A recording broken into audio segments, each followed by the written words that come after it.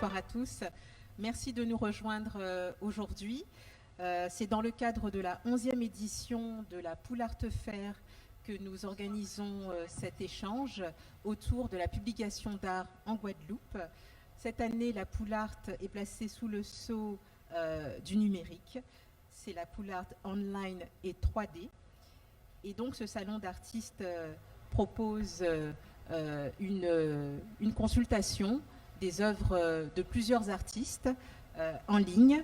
Et donc, à travers ce salon, nous vous proposons en cet instant un échange, une discussion avec 4 invités autour de la publication d'art en Guadeloupe.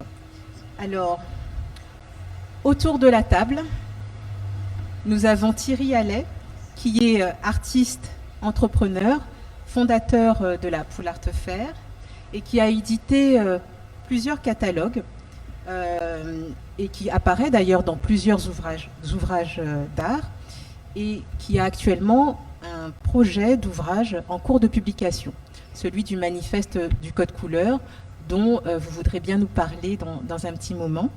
Nous avons le professeur Roger Thompson, qui est donc également auteur, théoricien, spécialisé des littératures françaises et francophones, et qui a publié plusieurs ouvrages, notamment Aimé Césaire, Le nègre inconsolé, Mythologie du métissage, La lyre et l'archer, et qui a notamment également dirigé cette anthologie de la peinture en Guadeloupe.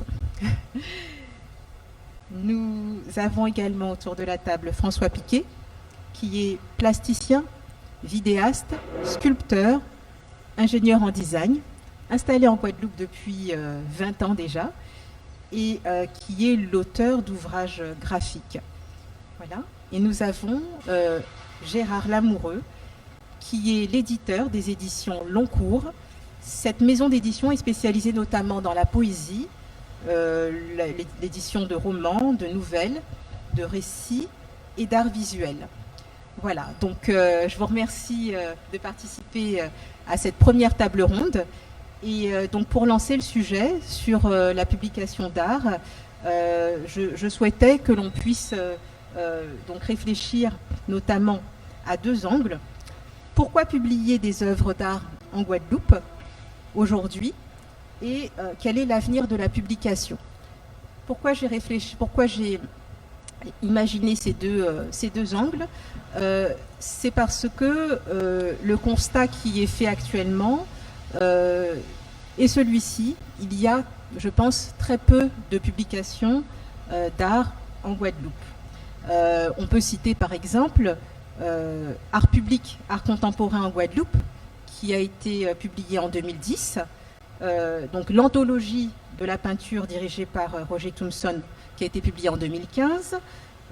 Donc un numéro spécial des Beaux-Arts, du magazine des Beaux-Arts, notamment qui portait sur la Pool Art Fair, donc qui a été publié l'année dernière, en 2019.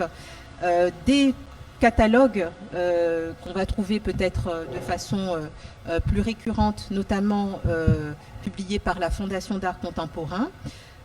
Et sur des sujets qui concernent l'art, j'ai également en tête Recherche en esthétique, qui est dirigée par Dominique Berthet, et peut-être à confirmer un projet de publication par l'Artocarpe. Mais c'est vrai qu'il n'y a pas énormément de publications d'art en Guadeloupe, donc je voulais que l'on puisse échanger notamment sur les problématiques liées à ce constat, à cette question. Est-ce que selon vous, il y a une nécessité de publier plus d'ouvrages sur l'art aujourd'hui?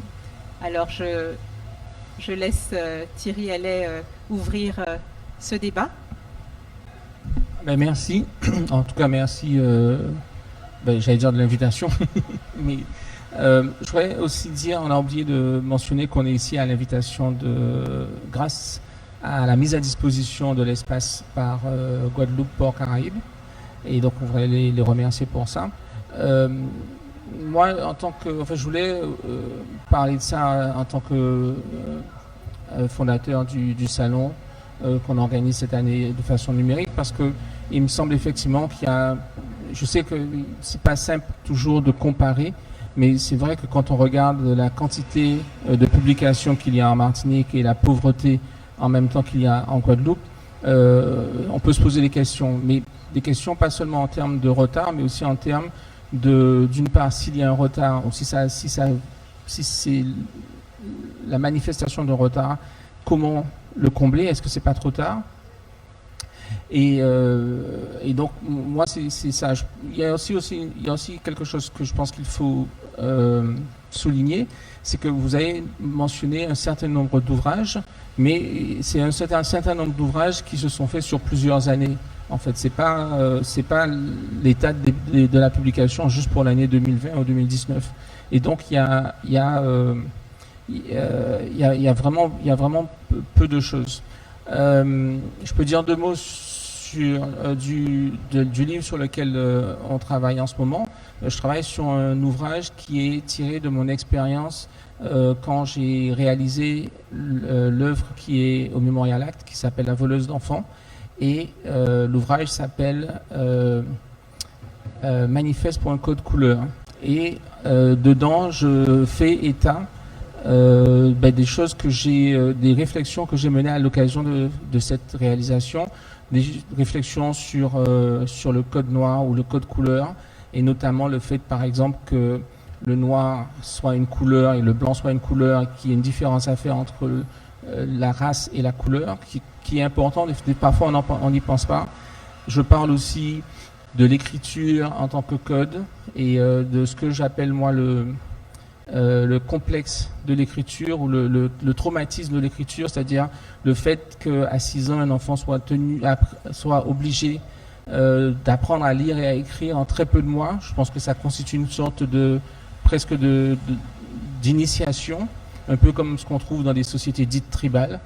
Je parle aussi du syndrome de l'Immaculée Conception, et en particulier une sorte de façon de lier la responsabilité de la religion dans la traite négrière et en même temps l'utilisation de la femme ou du corps de la femme dans tous les mouvements de domination d'un peuple envers un autre. Donc ce sont des thèmes comme ça qui sont revenus dans ma réflexion sur l'œuvre qui est au Memorial Act. Et c'est un ouvrage qui sera financé en grande partie par Rugby Anti-Guyane, sur lequel on travaille, et j'espère qu'il sera là début ou mi-2021. Voilà. Merci Thierry. Est-ce que vous pouvez nous dire pourquoi vous avez décidé de publier justement cet ouvrage? D'où vous est venue cette idée-là? Je pense parce que c'est l'œuvre que j'ai faite, c'est une œuvre qui est dans la collection permanente du Memorial Act, et par conséquent, je pense que comme l'œuvre est là, pour moi, c'était important de pouvoir faire état de mes réflexions au moment où j'ai réalisé cette œuvre. Je pense aussi que c'est une façon d'orienter le débat sur l'esclavage et sur la période actuelle post-esclavagiste, post-coloniale, ou je ne sais pas comment on peut l'appeler, diriger ce débat sur des façons de penser qui seraient un petit peu différentes et qui du coup pourraient amener à des conclusions différentes. Très bien, je vous remercie. J'aimerais avoir votre avis également, Monsieur Thompson. Oui, nous célébrons, si j'ai bien compris, les 10 ans, ou les 9 ans, les 11 ans, très bien, les 11 ans de Pool Art Fair. Et j'en profite sans plus tarder pour dire que c'est bien le signe qu'il y a une créativité, qu'il y a un mouvement de création dans l'ordre des beaux-arts en Guadeloupe. Je le dis en raison de la comparaison que Thierry Alette vient d'établir entre la productivité en Martinique et la moindre productivité qui serait apparemment en Guadeloupe. Je parlais des publications. Hein. Des publications, oui. Pas des œuvres d'art ni des artistes. Voilà, des publications. Et s'agissant justement des publications, il s'agit de s'interroger sur le processus par lequel un lectorat va pouvoir se développer et va pouvoir engager avec les créateurs, les lecteurs et les œuvres elles-mêmes un dialogue innovant, un dialogue où, comme ceci a été dit par l'introductrice, il y aurait l'utilisation des nouveaux moyens qui viennent compléter les moyens, je dirais, entre guillemets, traditionnels des œuvres d'art. Autrement dit, ce qu'il y a d'intéressant chez François Piquet, par exemple, c'est l'utilisation du dessin. Ce qu'il y a d'intéressant également, toujours avec les éditions long cours, le dialogue entre Hunt et Max Jahn, entre littérature et peinture, entre dessin et peinture, et entre utilisation plus ou moins marquée des moyens technologiques qui font que, par exemple, les nouveaux moyens sont utilisés par François Piquet et par d'autres auteurs que nous pourrions citer. Et il y a évidemment la dimension esthétique, la dimension relevant de l'histoire de l'art, dirons-nous, mais il y a toujours à saisir le lien entre la productivité dans l'ordre de l'histoire des arts et la productivité dans l'ordre littéraire. Quel rapport entre la création littéraire, les créations littéraires et les créations de nos artistes plasticiens? Ce dialogue est illustré, oui, disais-je, dans le dialogue entre Hunt et Max Jahn et François Piquet. Mais ce dialogue, il n'est pas nouveau. Il est renouvelé. Faut-il citer le dialogue entre Césaire et Wilfrid de Lame? Faut-il citer tant d'autres, les dialogues constants entre Édouard Glissant et ces artistes du premier rang, latino-américains, caribéens ou européens, qui ont été ses amis si proches. Donc, il y a en tout cas de nouvelles questions qui sont posées, et ce sont ces nouvelles questions qui demandent qu'un certain temps vienne, qui soit celui de l'innovation. Cela ne se fait pas tout de suite, ce ne se fait pas par une magie créatrice immédiate. Il y a de nouveaux dialogues entre l'art, d'une part, son objet, entre la représentation et la narration, dirais-je, ce qui est raconté concernant bien évidemment l'histoire d'un peuple selon un certain nombre d'étapes, et les créateurs rendent compte des étapes qui se sont successivement déployées et indiquent les autres questions qu'il reste à poser et les autres problèmes qu'il reste à résoudre. Merci Roger Thompson. Gérard Lamoureux, est-ce que vous pourriez nous dire à votre tour, en fait, pourquoi est-ce que vous avez souhaité publier des œuvres d'art et quelle est la fonction finalement de ce type d'ouvrage? Alors, je voudrais juste revenir sur le terme de publication. Il faudrait s'entendre, une carte postale avec une image d'une œuvre d'art, c'est une publication d'art. Hein. On parle ici de livres. Oui, d'ouvrages. D'ouvrages, de livres. Avec des livres illustrés, par exemple, comme celui de Max Jahn et de Jean-Marc Hunt, un roman graphique comme Blanc de François Piquet. On pourrait établir toute une typologie comme des catalogues d'exposition, vous en parliez, ou encore une anthologie comme celle de Roger Thompson. Pourquoi publier des artistes, ou pourquoi faire dialoguer des écrivains et des artistes? D'abord parce que j'en ai envie et qu'eux surtout en ont envie et qu'ils répondent favorablement à ce genre de sollicitations. Hein. Et puis la matière est là, la matière existe. Quand François Piquet m'a parlé la première fois de ce projet, la conversation a duré longtemps.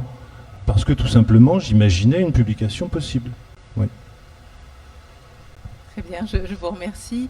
Eh bien, François Piquet, est-ce que vous pouvez nous parler justement de ce projet que vous avez mené avec votre éditeur? Parce que finalement, il y a deux types de publications. Il y a un an environ, vous avez publié Jean de Souche. Oui. Et cette année, donc, comment peut-on l'appeler, cet ouvrage biographique, graphique, futuriste, qui s'appelle Blanc. Est-ce que vous pouvez nous parler de ce projet-là en particulier? De la jeunesse de ce projet. En fait, J'aime bien renouveler mes méthodes de travail et surtout en fait les casser après les avoir élaborées et partir sur d'autres projets. Donc j'ai déjà fait de la sculpture, j'ai fait de la vidéo, travailler et essayer à chaque fois de remettre en question, de remettre sur l'ouvrage pour trouver des méthodes et des médias qui puissent toucher les gens différemment.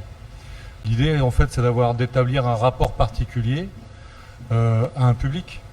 Et donc la vidéo permet d'être postée sur le net et d'être diffusée très largement. La sculpture peut être mise dans l'espace public et peut être diffusée largement. Voilà. L'idée c'est à chaque fois de trouver des médias et d'aller les chercher dans ce qu'ils ont de plus spécifique ou de les fouiller un petit peu pour trouver une solution en fait qui me permette d'exprimer des choses et qui puisse être intéressante sur le rapport que le public peut établir avec la publication, avec l'œuvre en général.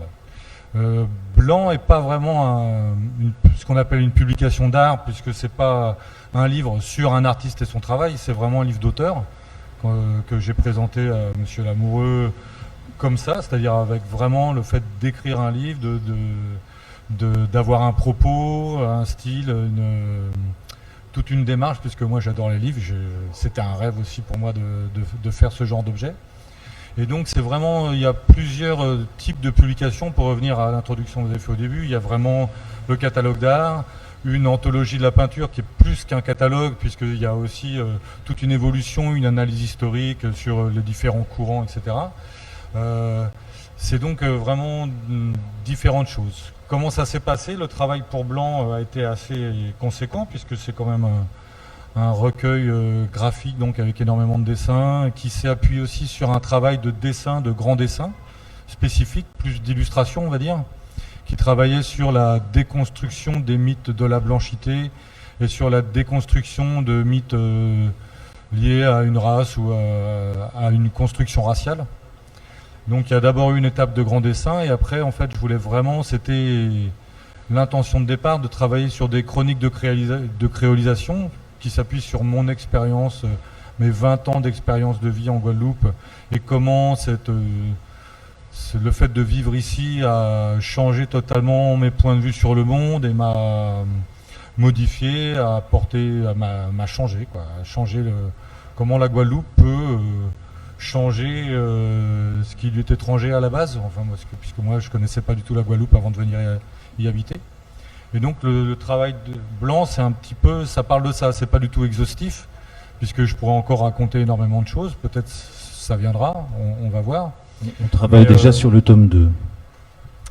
Mais c'est donc vraiment un travail d'auteur, c'est pas un travail sur un artiste ou sur ce qu'il a voulu dire par telle ou telle œuvre.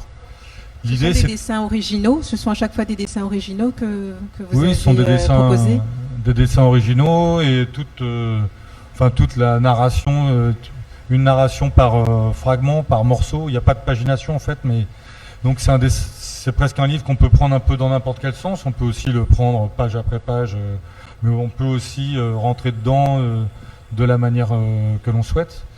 Et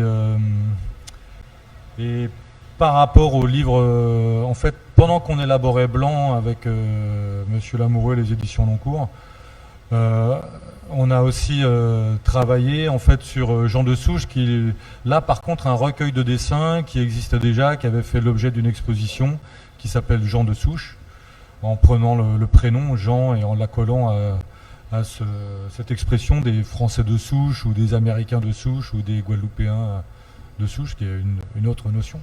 Et donc là c'est vraiment plus un recueil de dessins, ce sont deux optiques, deux manières de voir le projet différentes. Et je remercie les éditions Loncourt en la personne de Monsieur Lamoureux, parce qu'il a fait un très beau travail d'édition. Moi, l'objet livre, là c'est vraiment, c'est un beau travail, c'est un bel objet. Et aussi pour tout le regard, la collaboration en fait, pour le travail de collaboration et le regard qu'il a porté sur ce que je voulais faire. Et comment il a réussi aussi à venir me dire que parfois c'était bien, parfois c'était pas si bien que ça, et qu'il fallait revoir certaines choses pour avoir un livre qui tienne et qui fonctionne du début à la fin. Merci.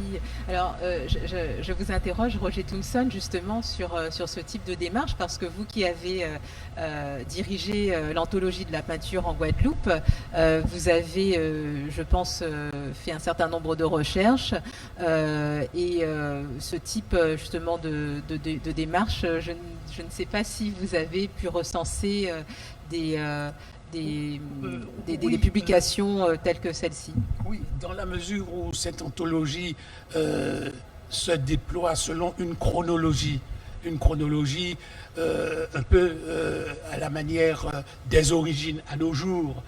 Et ces origines, il faut d'abord réfléchir à les fixer. Quel est le commencement, quel est le commencement, quel est-il ce commencement, et quel est le point d'aboutissement auquel nous sommes parvenus, où en sommes-nous aujourd'hui? Autrement dit, comment peut-on mesurer les innovations, les transformations, les métamorphoses qui dans l'art s'observent et qui s'expliquent par l'usage que font les artistes des nouveaux moyens numériques, par exemple, pour en quelque sorte renouveler le langage de la description, le langage du portrait et le langage de cet objet philosophique qu'est la question obsessionnelle, la question de la race et la question de la couleur, la question noire et la question de la couleur.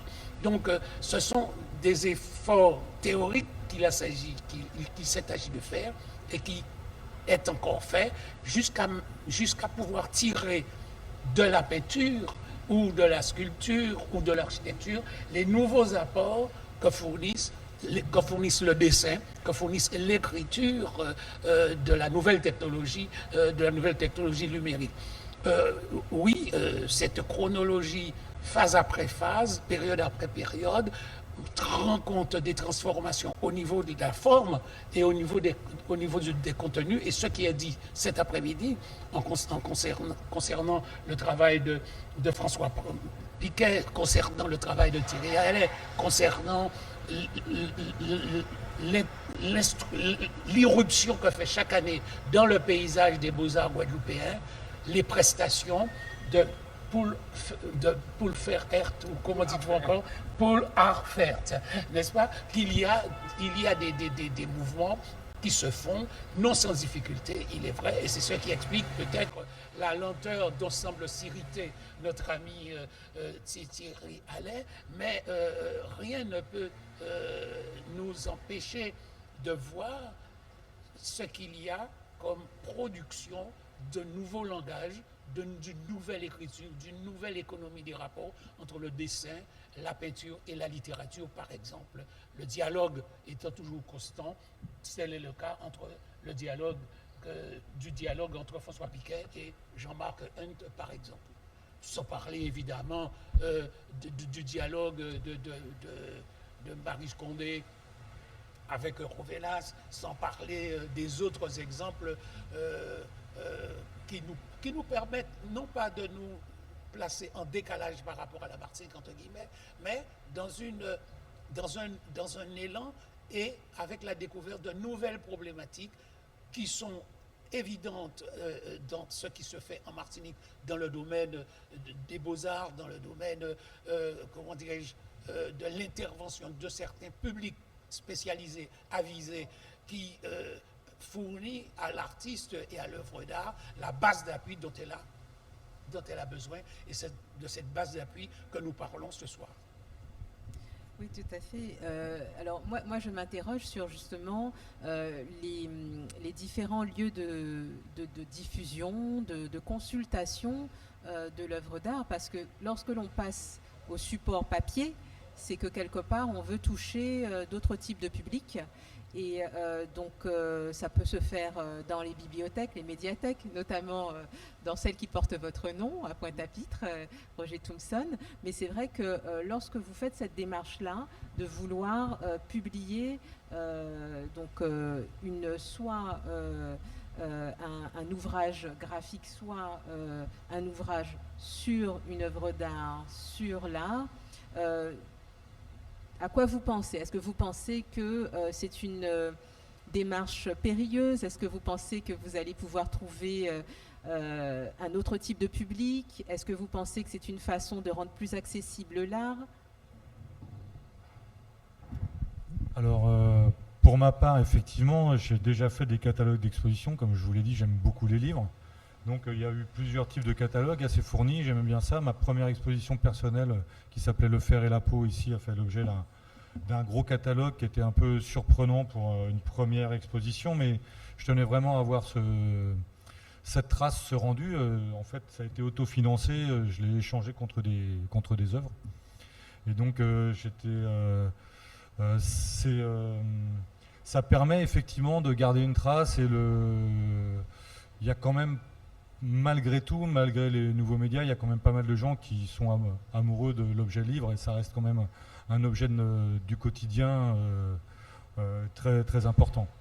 Effectivement, la démarche pour Blanc était différente, c'est-à-dire que là, il s'agissait de transposer, d'utiliser le média livre et le média roman graphique, presque bande dessinée ou un mélange bande dessinée illustration, de s'en servir comme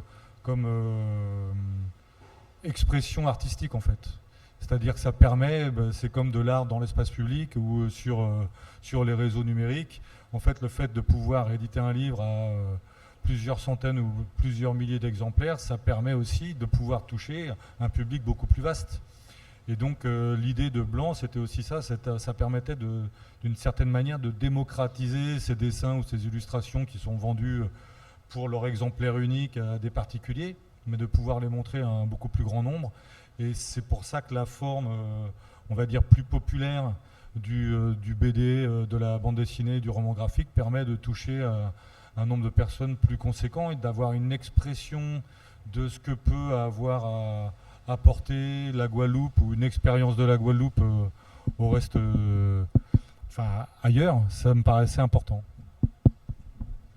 On n'a plus de retour. Je pense que, je sais pas si on nous entend, mais c'est pas. Vous nous entendez? Ah oui, c'est revenu. Moi, je pense que c'est humain de vouloir vivre plus longtemps qu'on est censé vivre. Et je pense que c'est un besoin, une envie qui est encore plus forte chez les artistes. Et donc, c'est un petit peu ce qu'on cherche aussi, déjà en peignant ou en sculptant, et encore plus en publiant. Il y a aussi un côté un peu, disons, un peu prestigieux, c'est-à-dire que un artiste ou un universitaire qui est publié quelque part est vu avec un peu plus d'attention et écouté avec un peu plus d'attention. Ce sont deux aspects de la publication, d'édition, qui sont indéniables, et je pense que c'est pour ça qu'on le fait pratiquement tous. Moi, ça m'intéresserait aussi d'avoir l'avis de M. Lamoureux, puisqu'il fait une différence importante entre la publication et l'édition. Mais aujourd'hui, on parle, Roger en a un peu parlé, mais on parle beaucoup d'édition numérique. Et de la même façon que quand François a dit qu'un livre permettra à plus de personnes de voir ou d'accéder à son travail, mais en même temps permettra de laisser une trace, on a le sentiment que l'édition numérique permet à encore plus de monde de voir, mais de laisser moins de traces. Et je suis curieux de savoir comment un éditeur... Je suis assez d'accord avec vous sur la trace disponible à un instant T. C'est-à-dire qu'elle se dissout dans le flux, cette trace numérique. Alors qu'un livre, c'est pensé, en tout cas pour Blanc et pour tous ceux qu'on publie à long cours, c'est pensé comme un objet. C'est pensé comme un objet qu'on va toucher. Il y a un rapport sensuel au livre. Il y a peu de rapport sensuel à un écran. La lumière qui est celle du livre, c'est celle qui vous entoure. Elle n'est pas produite extérieurement. Et on a travaillé des objets à chaque fois. Et avec Blanc, on s'est interrogé sur le format, sur le papier, sur le toucher. C'est le même papier pour les pages intérieures et la couverture, mais dans des grammages différents. Je ne veux pas évoquer trop d'aspects techniques. Mais je crois que c'est aussi un objet qui est fait pour rester et c'est une trace supplémentaire. Alors le plus grand nombre, ça dépend du tirage tout simplement. Si tout se passe bien, on va retirer Blanc et on va le diffuser à encore une plus grande échelle. Pour l'instant, ça se passe bien. Attendons, mais François, peut-être sur le côté objet, Tu es d'accord avec ce que je dis ou... Oui, et dans le rapport aux médias, ça permet en fait, puisqu'il s'agit il y a une partie philosophique, comme disait Monsieur Thompson, c'est-à-dire que le dessin parle de quelque chose, parle du monde, parle des rapports de société, d'utopie sociale, etc. Et le fait d'avoir un livre, le livre permet d'avoir un rapport intime à ça. Et donc, quand on consulte un livre, en général, on n'est pas dans un endroit, on n'est pas dans une exposition, il n'y a pas de monde autour, à côté, on n'est pas en train de partager, c'est un partage vraiment différent. Et donc, la qualité du travail de l'éditeur, c'est aussi de pouvoir permettre d'établir une relation particulière à cet objet et à ce qu'il contient. Mais il y a quand même des versions numériques, des versions électroniques des livres sont disponibles. Mais à mes yeux, évidemment, c'est un petit peu comme la version numérique de l'exposition. Est-ce que ça remplace le contact direct avec l'œuvre ? Pas du tout. Là, on a vraiment une sensualité. Il y a, par rapport au dessin, la taille du dessin, sur une consultation écran, c'est vraiment très différent, ça change. Mais effectivement, le numérique permet d'avoir une diffusion plus grande. Mais on n'a pas le même rapport sensuel et pas le même rapport intime et donc pas le même la pensée et ce qu'on en tire soi-même et ce qui nous imprègne ne reste pas de la même manière, je pense. Merci François Piquet. Effectivement, là, je m'interroge sur l'aspect, comme je vous disais, est-ce qu'il s'agit d'une démarche périlleuse pour l'éditeur ? Est-ce que le coût de publication est important et donc peut-être suppose un risque financier, parce que c'est vrai que pour ce qui concerne l'ouvrage Art public notamment, ou l'anthologie de la peinture en Guadeloupe, il me semble que c'était des ouvrages financés par des institutions. Et là, en l'occurrence, pour l'ouvrage de Thierry Allais et ou votre maison d'édition, je pense que là, on est plus dans la sphère privée. Des financeurs privés, et donc comment est-ce que vous percevez en fait justement ce rapport à la publication d'ouvrages d'art, en sachant que le secteur du livre connaît certains affres. Oui, bien sûr, mais vous avez raison de poser cette question. Il n'y a pas du tout de mystère. Je crois que si nous n'avions pas d'aide des pouvoirs publics, ce type de livre ne pourrait pas exister.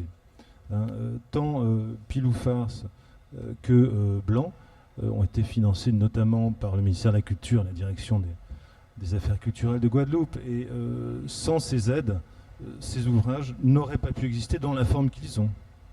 Donc c'est là aussi qu'il est utile de mentionner ces aides-là, de mentionner cette action de l'État et parfois aussi des collectivités territoriales locales.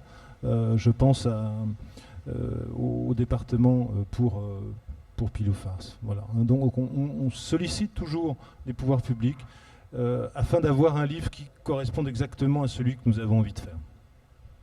Très bien. Mais l'économie du livre, c'est un vaste sujet qu'on ne va pas aborder. Elle est effectivement très complexe. Et pour vous, Thierry Allais, est-ce que vous avez été confronté à ce type peut-être d'interrogation avant de vous lancer dans la publication ? Est-ce que vous avez rencontré des écueils ? Oui, enfin, moi j'ai publié à des niveaux différents. On a travaillé avec Beaux-Arts Magazine par exemple, on a dû financer nous-mêmes à travers Poulard Fer et l'ensemble des sponsors, pas spécifiquement pour la publication mais pour l'ensemble du salon. Pour d'autres catalogues, à chaque fois c'est une aventure différente. Quand on a rencontré Ruby Anti-Guyane, qui voulait participer au développement de l'art contemporain, on leur a fait état de plusieurs aspects de l'art contemporain qui, selon notre avis, pouvaient bénéficier d'un petit peu d'aide, y compris la Poulard Fer, mais ils ont décidé pour l'instant, il y a d'autres choses à venir. Ils vont faire, par exemple, je sais qu'ils font quelque chose avec des street artistes bientôt. Mais là, ils ont décidé d'accompagner cette publication. C'est-à-dire que je m'étais rapproché souvent de la DAC et d'autres institutions, mais à chaque fois, il y avait une difficulté parce qu'on a le sentiment soit qu'ils sont renvoyés là-bas, soit qu'ils n'étaient pas tout à fait à l'aise avec le projet. Il y avait une nécessité d'avoir un éditeur, et donc c'est un petit peu l'œuf et la poule, parce que on va avoir un éditeur, mais on ne sait pas comment est-ce qu'on finance. On peut financer, mais on n'a pas d'éditeur. Enfin, c'était un petit peu compliqué. Et donc sur les autres publications, bon, on a fait à chaque fois en fonction. Et là, sur cette publication, ben, on a l'aide de Ruby Anti-Guyane. Merci. Oui, oui, François Piquet. Oui, juste sur cet aspect-là, effectivement, il y a quand même une prise de risque. C'est-à-dire que même si on est aidé pour, par exemple, toucher une avance sur droit d'auteur pour la parution du livre, c'est une avance sur droit d'auteur, mais le travail que ça représente dépasse largement le budget perçu. C'est-à-dire que, évidemment, à chaque fois que tu fais un ouvrage ou qu'on fait... C'est assez rare les artistes qui font des œuvres sans prendre de risques. C'est-à-dire que dans les situations en plus du marché Guadeloupe, Martinique, enfin, produire de l'art, créer de l'art, faire une production artistique, une production d'auteur, c'est forcément mettre des billes sur la table et prendre des risques. Il y a forcément cette partie-là. Et c'est vrai que le fait d'avoir rencontré les éditions Noncourt, moi, ça m'a permis, d'une part, de ne pas avoir à traiter toute cette partie que je ne connais pas, qui est de fabriquer un livre, de faire physiquement un objet qui corresponde aux attentes. Mais il y a beaucoup plus que ça, c'est-à-dire que le fait de rencontrer un éditeur, comme tu le disais, ça ouvre la porte ou les portes du possible. Tout seul, faire ce genre d'ouvrage, c'est totalement... Enfin, moi, ça m'était impossible. Et en ce qui concerne la prise de risque en particulier, pour moi, elle est totale. C'est-à-dire que moi, je n'ai abordé aucune publication comme étant une aventure où on allait gagner de l'argent, quoi. C'est une aventure qui, à chacune des publications, pour moi, était soit une opération blanche ou une opération qui coûtait de l'argent, quoi. Et pourtant, vous l'avez fait. Donc, quelque part, c'est que vous trouviez quand même une forme de satisfaction, soit personnelle ou soit pour le public, à proposer ce type d'ouvrage. Oui, c'est-à-dire que oui, mais c'est une opération sur laquelle c'est pas quelque chose sur laquelle on va faire un profit, disons. Hein. Donc, du coup, bon, on arrive à le financer et du coup, ça permet de maintenir, d'arrêter à intenter une opération, ou une œuvre, une série d'œuvres, ou des relations entre les œuvres et la société à un moment, et je pense que c'est important de garder ça. Alors, comment vous voyez justement l'avenir de la publication d'art en Guadeloupe? Roger Thompson, peut-être?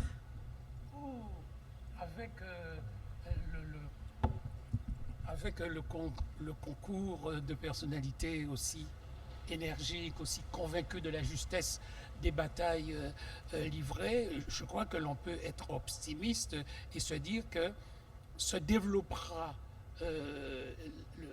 la publication d'art en Guadeloupe au fur et à mesure que se développera avec les questions relatives à la subjectivité telle qu'elle est vécue par les Guadeloupéens à l'échelle des Caraïbes et à l'échelle des Amériques, ensemble auxquelles nous appartenons. Mais on peut être optimiste. Est-ce que c'est pas trop tard?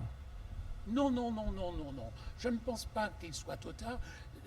Ce qu'il y a de nouveau n'apparaît pas immédiatement dans ce qu'il y a de nouveau.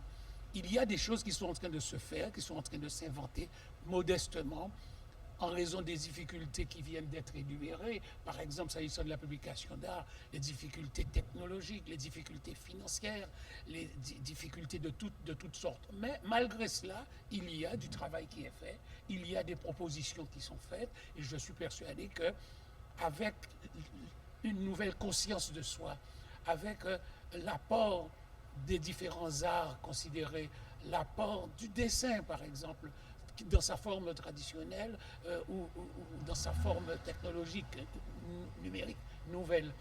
Le portrait, tel qu'il peut être défini maintenant, va rendre possible une certaine philosophie de soi, une certaine philosophie dans la conscience de soi, une certaine philosophie de la subjectivité, et on définira l'identité certainement autrement, de manière plus complète et avec la capacité de réaliser des synthèses telles que les souhaitait Glissant, réaliser des synthèses et en quelque sorte passer de ce qui était un peu plus étroit à quelque chose qui soit de plus large. On va vers la collaboration de la littérature du livre. J'ai bien apprécié ce qui a été dit par M. Lamoureux, et par M. Piquet. Il y a le livre et il y a le livre d'art. Il y a le livre comme objet vivant que nous pouvons en quelque sorte toucher et qui véritablement fait partie de notre vie réelle, de notre existence, et le livre numérique qui n'a pas cette dimension subjective. Et donc, la nouvelle subjectivité, la nouvelle capacité de s'identifier, la nouvelle capacité de se définir, ce sont autant d'apports que le dessin, que dans les autres domaines artistiques, nouveaux apports qui vont enrichir la conception du monde, la vision du monde, qui vont élargir un certain public. Et espérons que finalement, quand nous sortirons du sous-développement, comme le disait ironiquement Césaire, lorsque nous sortirons non seulement du sous-développement, mais du mal-développement, il y aura un public guadeloupéen capable de s'intéresser à l'œuvre d'art, capable d'être dans un dialogue entre les lecteurs potentiels ou virtuels et les artistes, et évidemment les éditeurs qui prennent aujourd'hui des risques considérables, et l'on peut espérer que ces risques seront amoindris au fur et à mesure que le livre d'art apparaîtra véritablement comme l'élément d'une nouvelle définition plus exacte et plus juste de l'identité telle qu'elle continue de constituer une préoccupation non seulement du public, mais encore de l'artiste lui-même. Oui, alors c'est vrai que le numérique finalement peut constituer une porte d'entrée vers l'objet livre, vers l'objet ouvrage d'art. Donc le numérique, en fait, comme c'est beaucoup plus accessible pour un certain nombre de personnes de pouvoir consulter ne serait-ce que des extraits d'ouvrages, des œuvres, enfin des reproductions, ça peut être pour des publics qui sont plus éloignés de la Guadeloupe à l'international, peut-être une façon de quand même approcher une œuvre, un style, un artiste. J'en reviens à votre question sur l'avenir de la publication d'art. Moi, je vois ça de façon optimiste, sans exagération, mais optimiste tout de même, puisque, vous savez, nous, éditeurs, nous travaillons avec une matière première qui est celle de l'écrit ou celle de la production artistique. Or, il y a en Guadeloupe ce terreau vivant, vivace, donc je ne vois pas pourquoi on n'irait pas vers davantage de publications. Merci. Est-ce que Thierry Allais, vous vouliez réagir? Moi, je suis complètement. Je pense qu'on ne sait pas ce que c'est. Je sais pas on ne sait pas ce qui va se passer. Je crois pas que le numérique soit moins fort que la publication papier pour faire passer les idées, etc. Je crois pas ça. Il y a peut-être une nécessité du livre. Je pense que l'idée de l'objet et de la relation à l'objet est arbitraire, parce que le même livre peut se faire 2 fois plus grand, 2 fois plus petit. C'est quelque chose d'arbitraire. C'est pas le même alors. Oui, mais c'est arbitraire. Ça n'a rien à voir avec ce qu'il y a dedans. Ou peut-être que ça a à voir, mais on ne sait pas. Mais ça ne veut pas dire qu'une fois qu'il est fait, qu'il n'a pas d'existence réelle et que la relation n'est pas réelle. Mais je ne sais pas. Je sais que le numérique a quelque chose à emmener et qu'on est étrangement encore au début. Mais je ne sais pas si on a tellement le temps pour plus de questions. Je voulais juste savoir pourquoi il n'y a pas de C dans le titre dans blanc. Parce que c'est le blanc créole, c'est-à-dire c'est la manière... c'est comme ça en fait que je me suis transformé de blanc avec un C à blanc sans C. Voilà. Et pour revenir sur le numérique, en fait... il a effectivement plusieurs formes, c'est-à-dire qu'en tant que diffusion avec le numérique, ça offre des possibilités exceptionnelles, c'est-à-dire que maintenant avec les réseaux, etc., on peut avoir une productivité, une communication vraiment, vraiment accrue. des œuvres numériques, la nature même, utiliser le média numérique en tant qu'œuvre, c'est encore d'autres possibilités. Mais effectivement, le numérique, pour ce qui nous apporte de connaissance de l'autre et de connaissance et de possibilités d'aller à tel ou tel point de l'espace virtuel, effectivement, c'est... Je vois une complémentarité entre le livre papier et le livre numérique. Jean de Souche, par exemple, existe en e-book. Ça ne me pose aucun problème d'avoir les deux formats. Et à chaque lecteur possible, imaginez, on ne connaît pas toujours ces lecteurs, de faire son choix. Oui, c'est intéressant parce que à quel point le numérique rentre, parce que l'espèce de concurrence, c'est peut-être pas le mot qu'on peut voir entre la version papier et la version numérique du livre, c'est exactement ce qui se passe aujourd'hui avec Pool Art Fair, avec le salon, puisque on est maintenant, il y aura de plus en plus une concurrence entre les salons en ligne et les salons réels, et honnêtement, ça ouvre de nouvelles choses et on ne sait pas comment ça va finir. Écoutez, je vous remercie à tous pour cet échange que j'ai trouvé très intéressant. Je rappelle donc que Thierry Allais, vous avez un ouvrage en cours de publication, Manifeste pour un code couleur, que Monsieur Thompson, vous avez donc dirigé l'anthologie de la peinture en Guadeloupe qui est parue en 2015.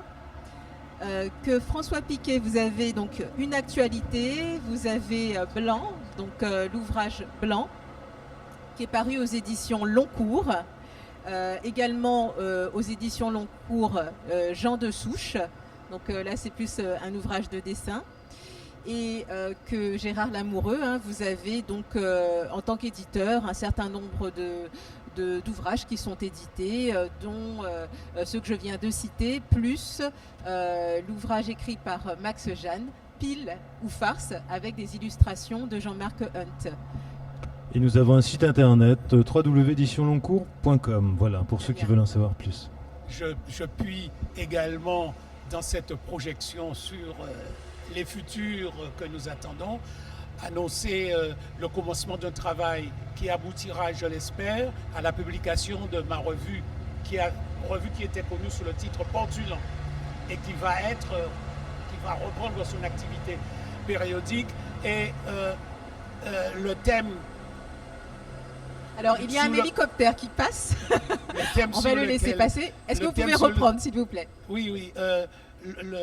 La revue Portulan qui reprendra sa parution, son cycle périodique de parution, existera sur un thème qui m'intéresse beaucoup et qui me semble retrouver une certaine actualité, le thème du rapport entre le noir et la couleur. Et non pas pour faire le bilan des idéologies qui se sont agglomérées au cours des siècles autour de cette question et qui continuent de s'agglomérer aujourd'hui dans des idéologies qui rendent encore possible tant d'erreurs s'agissant de l'immigration ou de l'immigration, s'agissant de l'accueil des étrangers, etc.